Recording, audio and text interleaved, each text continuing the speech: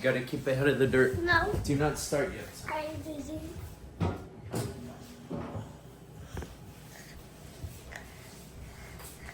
Okay, now go. November 21. Stormy seas. Ezekiel, this is from Acts 27. Yesterday we left off. Paul met with King Agrippa and Festus. And then he said, I want Caesar to judge me. Why you left off there? Because that was Acts 26. Okay? It said today is stormy seas, Acts 27. Paul's going to travel to Rome. But where did we read last time? We read about Paul meeting with King Agrippa and Festus Could you draw? in Caesarea. Now, yes, Okay. you draw about the worship. Now, And now he's going to sail to Rome. The time came to sail to Rome to see Caesar. Paul and some others were taken out of jail. They were given to an army captain named Julius. Who was the name of the army captain? Julius. What was Julius' job? What do you think? It doesn't say it exactly. You just have to think. You have to use your brain. What do you think Julius' job is? Okay? The thing is called Stormy Seas, and it says Paul's going to sail to Rome to see Caesar, and he was taken out of jail and given to Julius. So what do you think the Captain Julius, what do you think his job is? To keep him safe. Keep him safe and take him to Rome. Yep. Some of Paul's friends went with him. They got on a ship and sailed out to sea. The next day, they landed at Sidon. What city did they land at first, Ezekiel? Sidon. Yep. Julius was kind. Is he good? It sounds like it, because the only thing we know about him, he's a captain and he was kind and he's taking care of Paul. Okay? So he sounds like a good man. Julius was kind. He let Paul go to see his friends at Sidon. Soon, it was time to sail again. They sailed across the open sea and landed at Myra. Where did they go next, Siki? Myra. Myra, a city called Myra. Julius found another ship there. It was headed for Rome. So he took Paul and his friends on that ship. The sailing went very slowly for many days. The wind wouldn't push them the way they wanted to go. So they sailed along the shore of Crete Island. Which shore did they sail on, Siki? Crete Island. That's right, don't forget it. It was still hard for them to sail that way. So they landed at Fair Havens. They had lost a lot of time, and now winter was coming. It would not be safe on the sea in winter. Paul said, our trip will be full of danger. The ship will break down. The load we carry will be torn up. Our lives will even be in danger. But Julius did not listen to Paul. He listened to the ship's captain. He listened to the owner of the ship too. Fair Havens was a bad place to keep ships in winter. Where? Fair Havens, that place where they were landed, wasn't good to keep ships there. So they chose to sail on as soon as they could. But remember, Paul said, oh, it's not good to sail in the winter.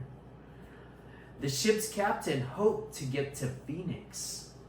They're sailing to Phoenix, Ezekiel. Oh. That town faced the southwest and the northwest. They could stay there for the winter. A soft wind began to blow from the south. Where was the wind coming from? South. The south. This was just what the captain wanted. So they set sail. They sailed along the shore of Crete. It wasn't long before a strong wind began to blow. It was called a northeast wind. It blew like a hurricane from the island. The storm pushed the ship along. The ship could not head into the wind, so they let the ship go wherever the storm drove it. They tried to tie their lifeboat to the ship, but they couldn't get it tight, so they pulled it inside. They tied ropes around the ship.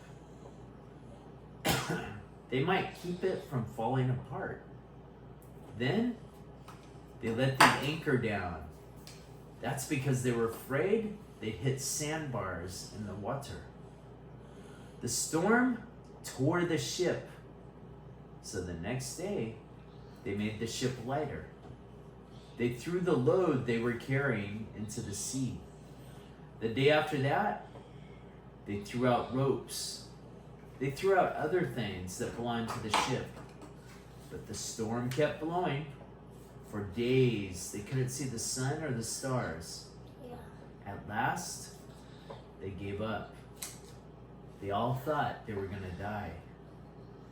The men had not eaten for a long time. Finally, Paul stood up. "You should have listened to me," he said. "You would have saved yourself from all this trouble. But be brave. The ship won't make it, but the people will." "Last night, an angel came to me," said Paul. "He was from God. I belong to God. I serve God. I'm an angel." And the angel stood with Paul. The angel said, "Don't be afraid. You have to let Caesar judge you. God is kind. He will let the people who sail with you live. So be brave," said Paul. "I believe in God. It will happen just the way he said. But we'll have to crash on an island somewhere." So Ezekiel, is the ship going to make it? No, it's going to be destroyed. Are the people going to live? Yes, they are. Good job, Ezekiel. After 14 days, the storm was still driving them along. About midnight, the sailors thought they might be near land. So they checked. They found out the water was 120 feet deep. They checked again a little later. It was 90 feet deep. What do you think that means? If the water is 120 feet deep, and then they check again and it's only 90 feet deep? What do you think that means, Ezekiel? It's going to get destroyed. Yeah, because why is it going to get destroyed? Because the water's moving. They're getting close to land, and remember it said they're going to crash into the island, and the ship's going to get destroyed when it crashes into the island. But at least they'll survive. Yeah. So that means, like, if it's 120 feet deep, then 90 feet deep. Oh, they're getting close to the land, and then the ship's going to crash, but that's okay. At least they're on land and they'll survive. They were afraid the ship would crash into the rocks. They're like, "Oh no, it's going to crash into the rocks." So they let 4 anchors down into the water.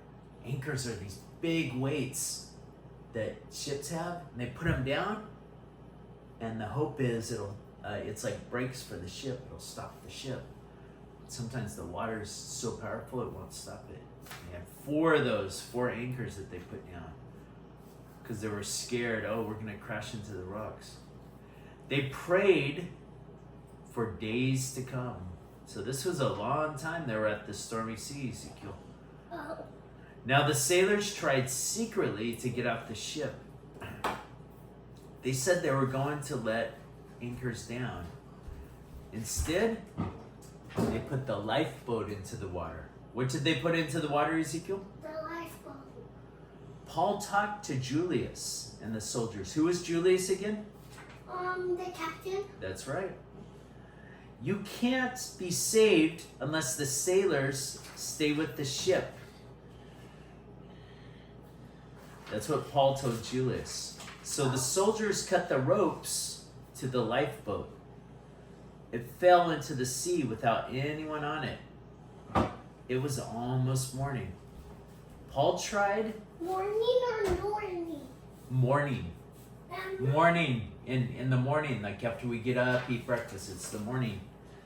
Paul tried to talk everyone into eating. You haven't eaten in 14 days, he said. You've been so worried. Please eat something. You'll need food to stay alive. No one will lose even one hair from his head.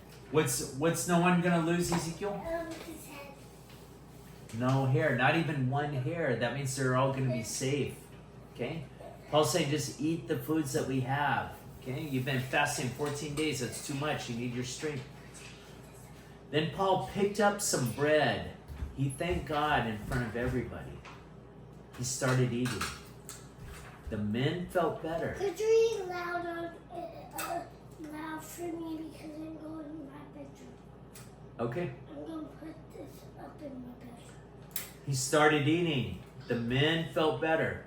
When they saw Paul eat, Louder. they ate some food too. There were 276 people on the ship. After they had finished eating, that's a lot of people, yeah. Must have been a big ship. After they finished eating, they made the ship lighter. They threw the wheat into the sea. What did they throw into the sea, Ezekiel? The wheat. That's right. Morning came. They couldn't tell what land they were near. They saw a bay with a sandy beach. They wanted to let the ship wash up on the beach, so they cut the anchors loose. What did they cut loose, Ezekiel? What did they cut loose? The ship? Here, listen. I didn't hear because I was in my bedroom. It's okay. Listen. Because you are not really loud, I told you. Oh, I'm sorry. Okay, listen. They wanted to let the ship wash up on the beach. Now they have those anchors down and they're stuck in the water. Okay? And they wanted the ship to wash up on the beach. So they cut the anchors. Remember those 4 anchors, Ezekiel? Yeah. They cut them. And so they want the ship to wash up on the beach. But the ship hit a sandbar. Do you know what a sandbar is? No, I do not. Remember the water? 120 feet, 90 feet? Okay, so they're getting low. Okay? Then all of a sudden in the middle, there's this big pile of sand, like a mountain of sand. They call it a sandbar. Okay? Yeah. So they're washing to the beach, but they get stuck on the sandbar. Yeah. The soldiers planned to kill the men they were guarding. But remember, Paul said everyone's going to be safe. No one's going to have a hair missing from their head.